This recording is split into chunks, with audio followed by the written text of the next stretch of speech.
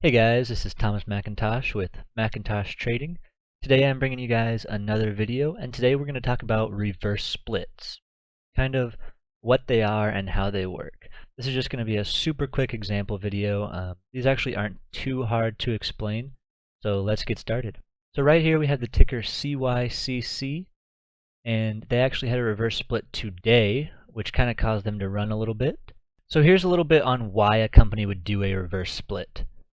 The main reason they do a reverse split is because they can't get their price over $1, which is what is required to be actually listed on NASDAQ. So as you can see here, they were trading under $1 for quite a while, and so they did a reverse split because clearly they had no way to get above $1.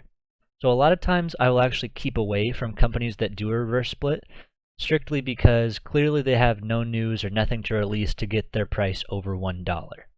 Now, for this one, they did a 1 for 20 reverse split. So, in order to figure out what that means, you need to open up a calculator. After you open up a calculator, you also need to go check out what their float previously was. So as you can see here, their previous float was 14.25 million.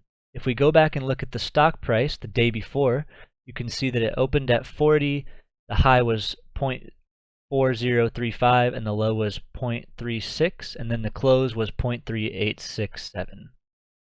So if I were to go into the calculator here and just put in 0.38, and their reverse split was for a 1 for 20, so if I were to multiply this by 20, that would come out to 7.6, which is actually what this opened at around there. It opened at 6, so I guess it must have dropped a little bit actually after hours before the reverse split. So a reverse split, a 1 for 20, would mean that the share price of the day before gets multiplied by 20, then the amount of shares that you own, or their float, gets divided by 20. So if you were to divide their float, which is 14.25 million, and you were to divide that by 20, that would be what their new float is. With a float of 712,000 and a price of $6 it opened at, that's actually not too bad, so you can see why it ran a little bit today, just because those low floaters can really move up and down quickly, and if this just got a little bit of buying pressure, which it clearly had the volume, it actually turned out to be a nice play for some people. It actually pushed up to around 12. So for example, if you were to own shares in this company before the reverse split, let's just say you had 500 shares, your shares would be divided by 20, which would make you only have 25 shares, which is actually kind of crazy. Your 500 shares turns into just 25. So yeah, reverse splits are relatively easy to do. You just use your calculator and find out what the float was, what the reverse split ratio is, and then what the prior price was, and you can figure it out from there. A lot of times holding the day before into a reverse split is not an ideal situation because you'll often get burned by that open, but you can still bank on the next day being good as well. So that's all I have for you guys today on reverse splits. I hope to have another video out tomorrow. We'll see how busy I am.